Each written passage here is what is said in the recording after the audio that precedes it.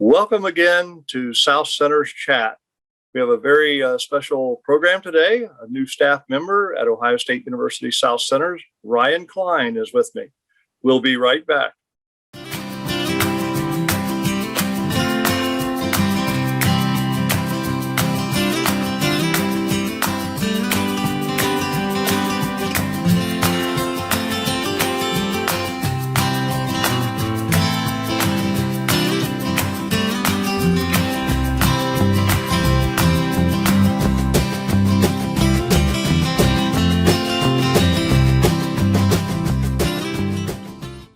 Welcome again to South Centers Chat.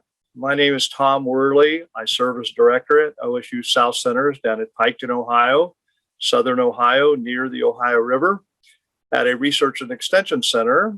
And we have a cooperative center in support of Ohio co-ops, as well as West Virginia, some over into Kentucky. And we have a new staff member that joined us within the last few months, getting on toward a year, I think. Yeah.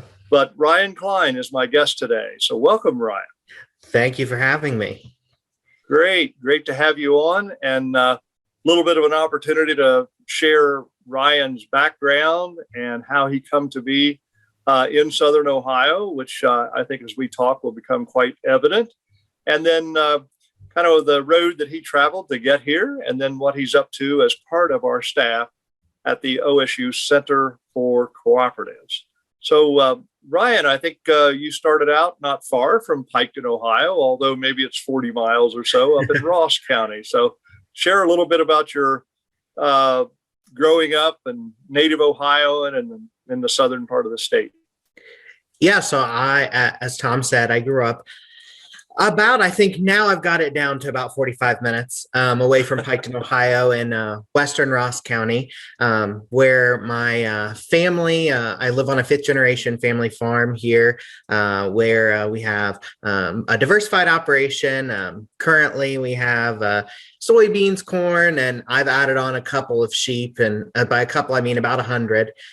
So we have they keep us pretty busy around here. But I was born here on our farm, and I have really been active in the local community. I grew up pretty close to Highland County, so I ended up actually going to school there at Greenfield McLean High School, and was able to really, get into agriculture there. I was in the FFA.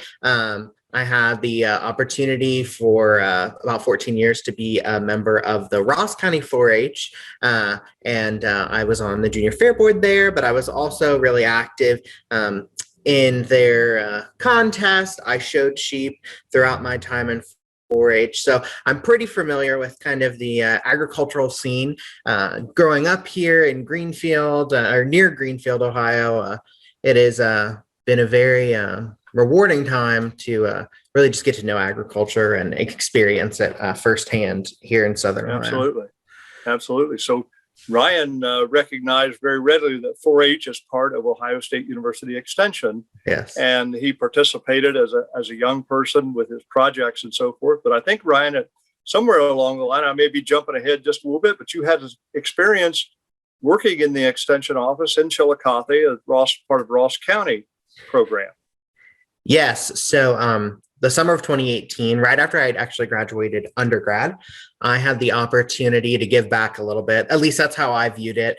4-H had given me so much, within leadership development and skill development, public speaking, and knowledge development, really about projects and really teaching me a lot about, things that I took on in life.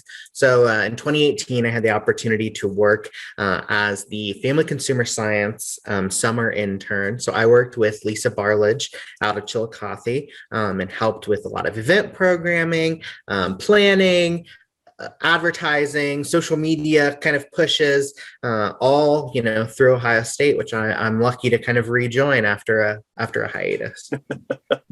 Well, we've got a couple steps to fill in before we get to that part, Ryan. And I prompted you a little early on your experience at Ross County, but after high school, you had a choice to make about where to attend college, and you made a choice that you'll want to share with us and how you came to that conclusion.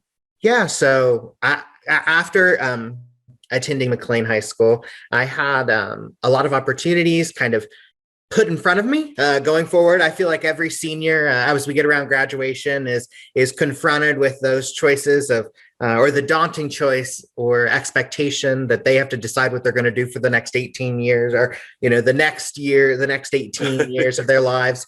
But I had the opportunity through a scholarship at McLean High School called the Conacher Cutler Scholarship to attend Ohio University.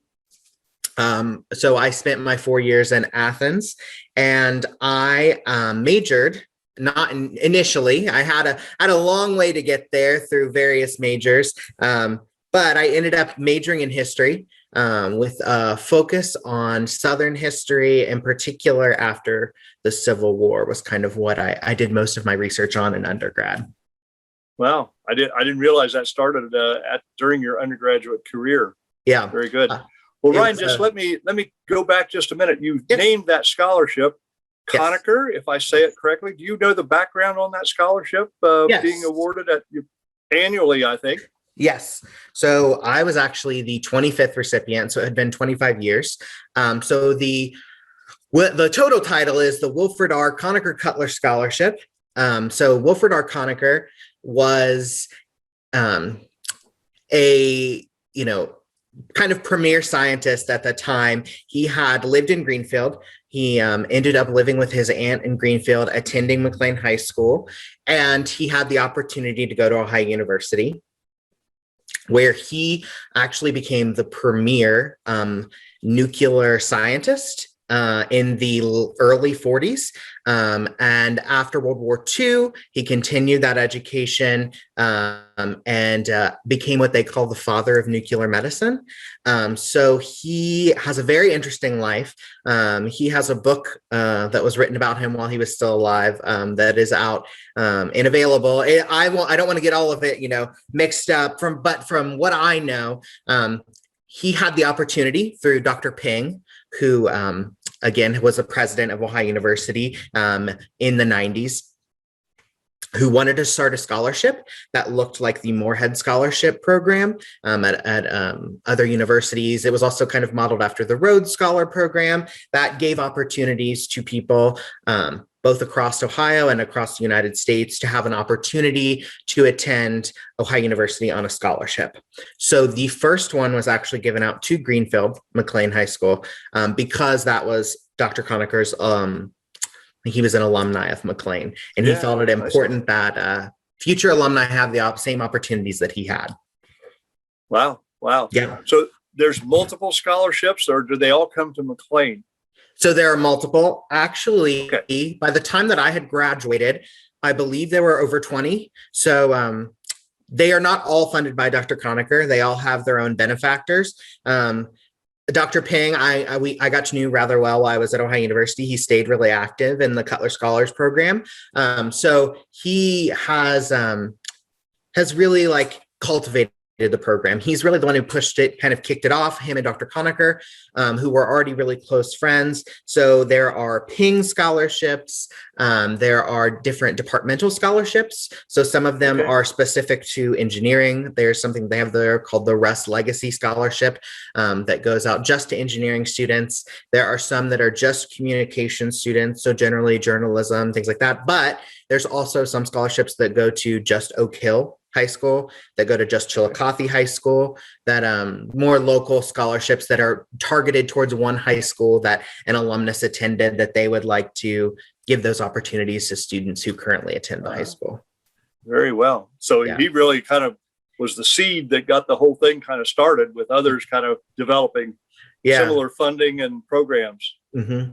They had very good. Yeah, they had a lot of opportunity there to kind of get the ball rolling. And once they did, Greenfield kind of started even before there was a program, which is what they had while I was there, where there was a lot built into it and a lot of development activities, things like that, up until 96 or I think it was 96. It was kind of free for all. You got this opportunity, you do with it what you will. And then they kind of built more programming as more scholarships kind of came along and the opportunities opened up.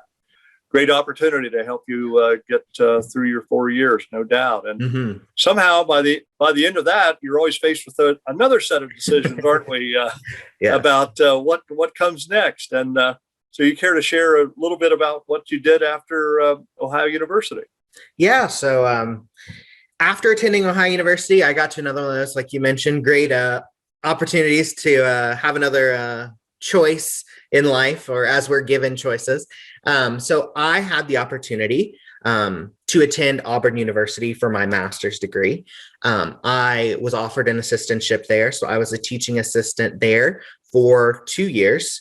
And I had the opportunity to work with students and work with faculty there on research and a wide kind of array of topics. But my main focus was on agriculture, labor, and race in the 20th century, or in the 20th century South.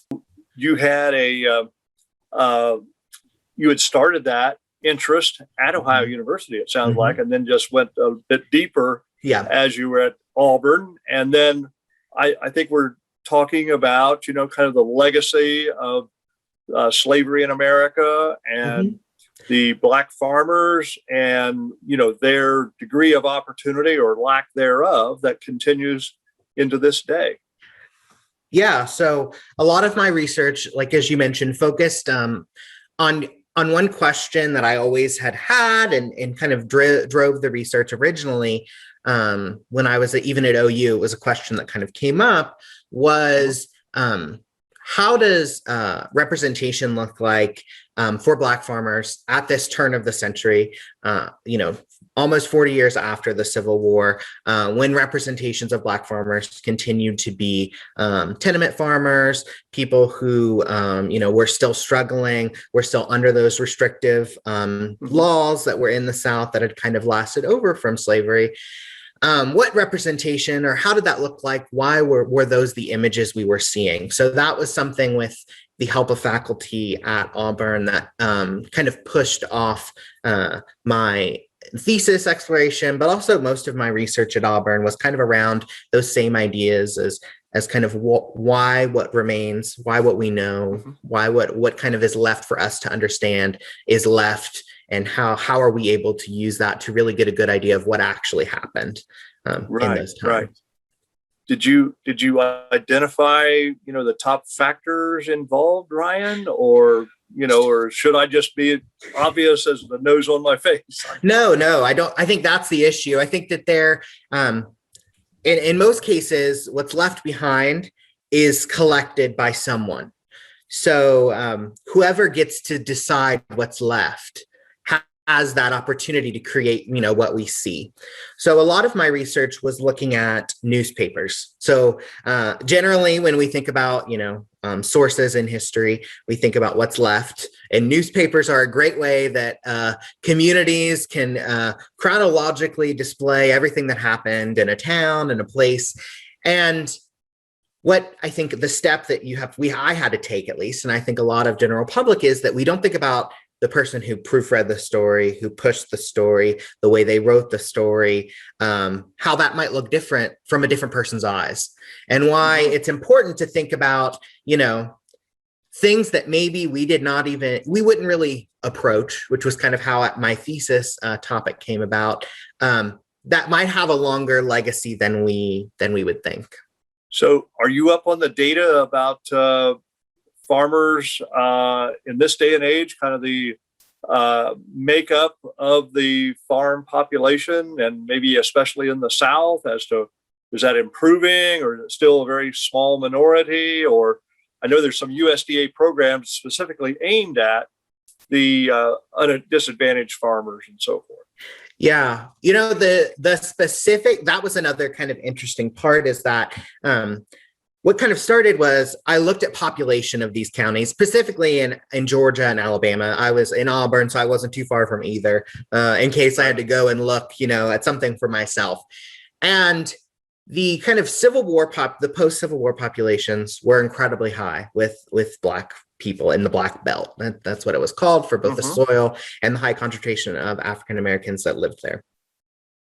And as, historical kind of developments have progressed, of course, there's the Great Migration that then saw a lot of African Americans leave in the 1920s and head north to potentially industry. In some cases, they were going to farms as well. And in places like Minnesota, North Dakota, moving up that route. But I think that one interesting part, I think, is that the Black farmers that are still there are facing similar struggles to the Black farmers that were, that I was studying in 1910 and 1920, and potentially not all of the same struggles, but in the same idea that access to capital can still be difficult for Black farmers today. Access to land rights can be difficult, and maintaining those under certain systems. I think as we've seen in cases like Pigford v. Glickman and different kind of cases that have come up in ag history, even more recently, that some of the same issues continue,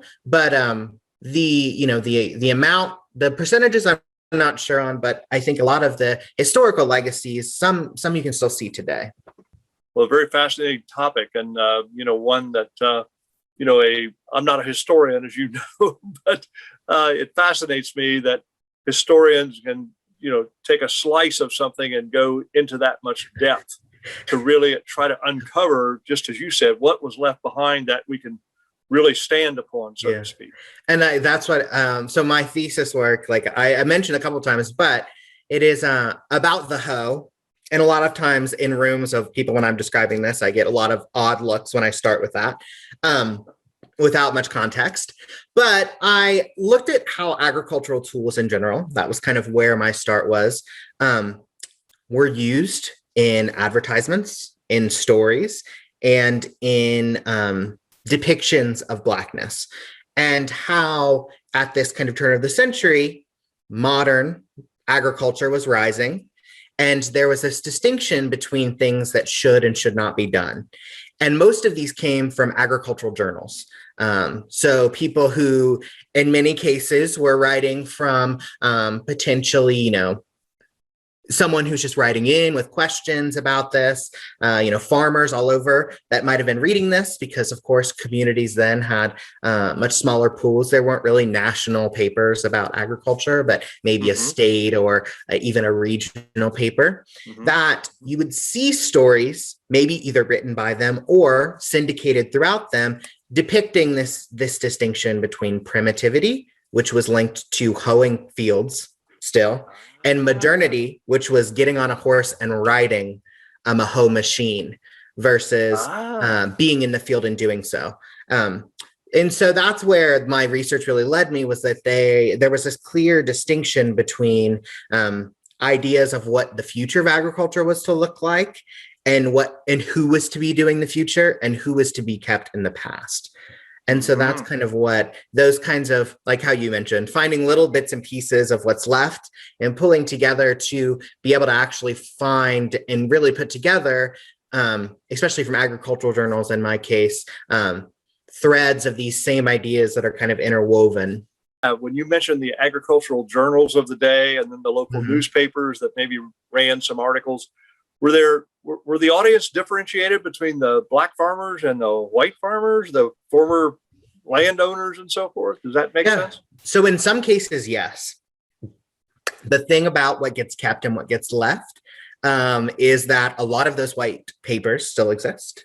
Not so many of those Black papers still exist. So when I was doing most of my research, the Black press, there are still some really good archives that are public through, like Chronicling America was one of the main places that I was able to access African American newspapers. But lots of the agricultural journals are predominantly white and predominantly, I'm thinking they're more like state focused. So there was a lot of Georgia agricultural journals. Alabama was a little bit more regional, but it goes back to that kind of what's left to be able to look at to kind of piece things together.